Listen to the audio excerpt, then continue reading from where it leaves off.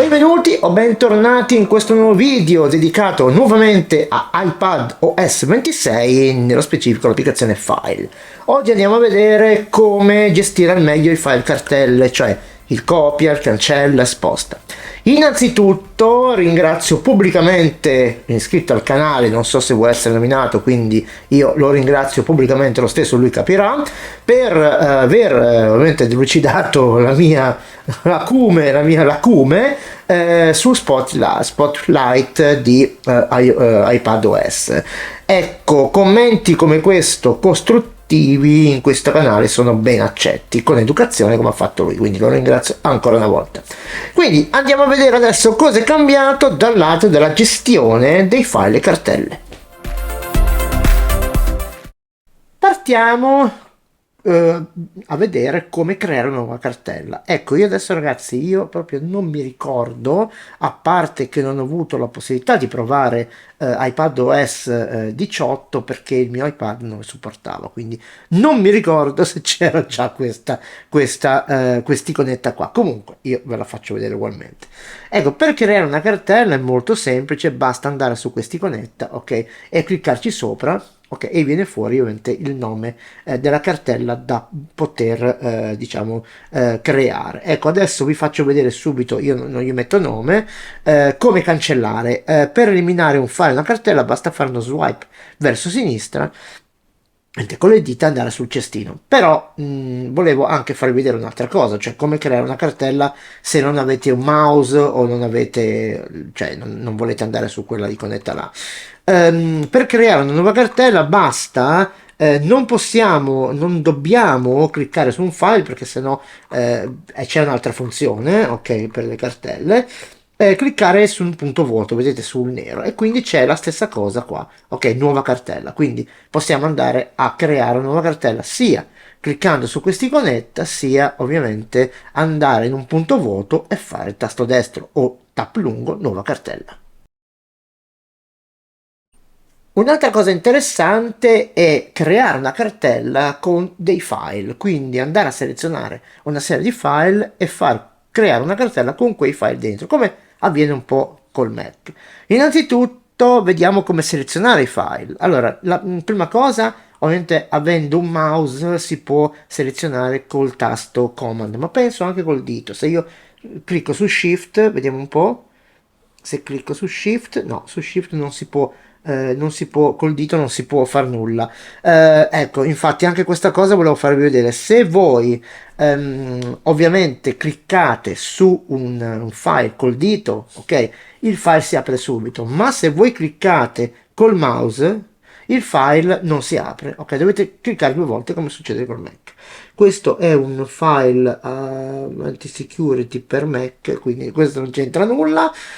Vi faccio vedere come creare una cartella con all'interno dei file. Questa è una cosa molto molto carina. Rechiamoci in una cartella dove ovviamente c'è dei file ma un po' più gestibile. Ok, io voglio creare una cartella con alcuni di questi file all'interno. Quindi cosa faccio? Per selezionare in multiselezione, col dito devo andare qua su seleziona, ok, e selezionare manualmente, ok, o col dito o col mouse i file che voglio. Se utilizzate un mouse, che secondo me è la cosa migliore, innanzitutto per uscire da questa selezione basta cliccare sulla spunta, c'è la fine una volta, adesso c'è la spunta.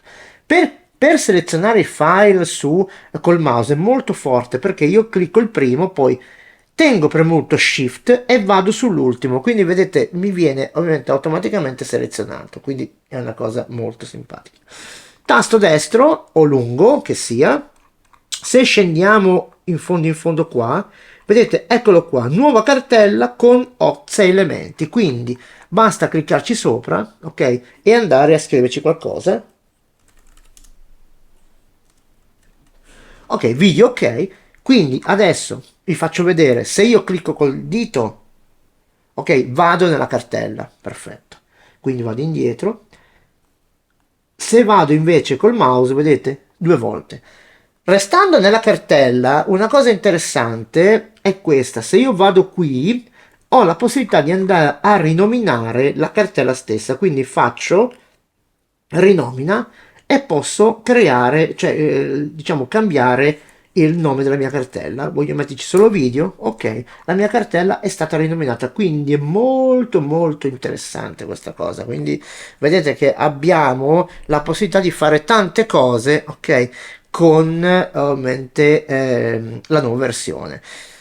Ci sono tante cose e state sintonizzati. Il comando sposta ovviamente è cambiata la sua posizione, forse diciamo, è stato messo un po' in evidenza.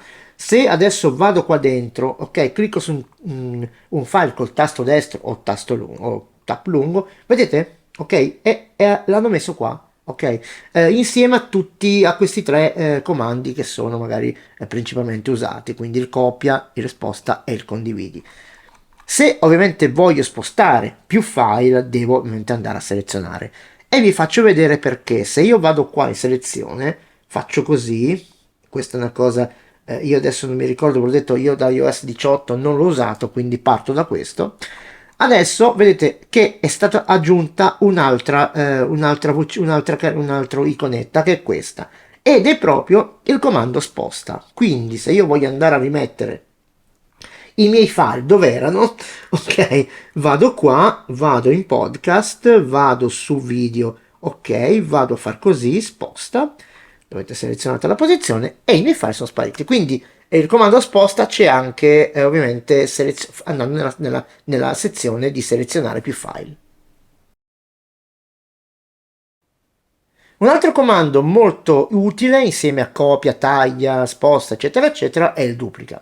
Il duplica permette infatti di duplicare sia cartelle e file, quindi una cartella con tutto il contenuto.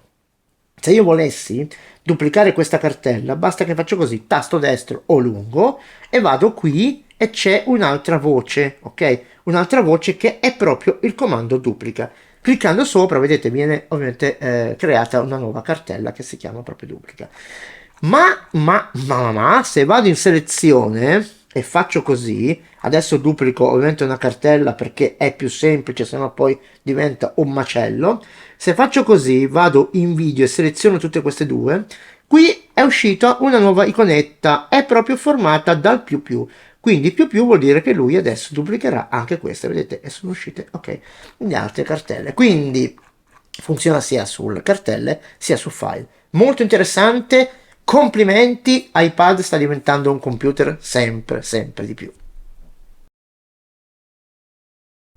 L'ultima funzione, ma la conosciamo tutti, è il drag and drop che si può utilizzare ovviamente con cartelle e file. Se io volessi spostare questa cartella all'interno di un'altra, basta che la draggo, ok, e vado a spostarla qua dentro. Quindi ho spostato la cartella qua dentro. La stessa cosa avviene per i file. Io prendo il file, o uno o multiplo, e lo sposto, ok, all'interno della cartella. Quindi questi comandi c'erano già, però è bello sempre spolverare un pochino.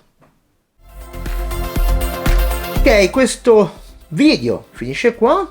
Innanzitutto vi ringrazio per averlo visto, che è arrivato fino alla fine. Ringrazio sempre l'utente che ha scritto quel messaggio, quel commento positivo e costruttivo, perché veramente anch'io avevo questo dubbio e mi è stato tolto. Quindi ragazzi, se vi fa piacere condividete questo video con i vostri amici e così almeno vi date una mano. Date una mano a me e date una mano a loro. E in ultimo, se volete, iscrivetevi al canale e azionate la campanella per ricevere notifiche dei video che posterò in futuro. Con questo un abbraccio a tutti, ci vediamo presto.